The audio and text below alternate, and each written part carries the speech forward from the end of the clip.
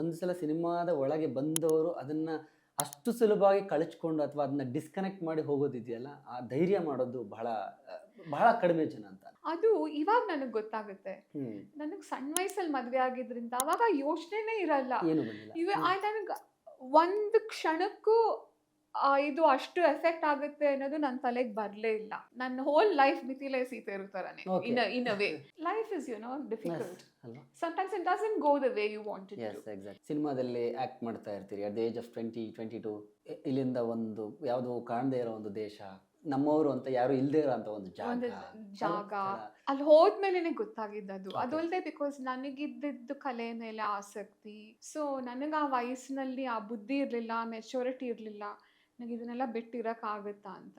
Okay. ನನ್ಗೇನು ಅಂದ್ರೆ ನಾನು ಸಿಡ್ನಿಗೆ ಹೊರಟೋಗ್ತಿದ್ದೀನಿ, ಇಲ್ಲಿ ನಾನು ರಸ್ತೆಲಿ ನಡ್ಕೊಂಡು ಹೋಗ್ತಿದ್ರೆ ನೀವು ಅಖಿಲ ಅಲ್ವಾ ಅಂತ ಮಾತಾಡ್ಸೋರು, ಅಥವಾ ದೂರದಿಂದ ಅಖಿಲ ಅಂತ ಹುಡುಗರು ಕರೆಯೋದು.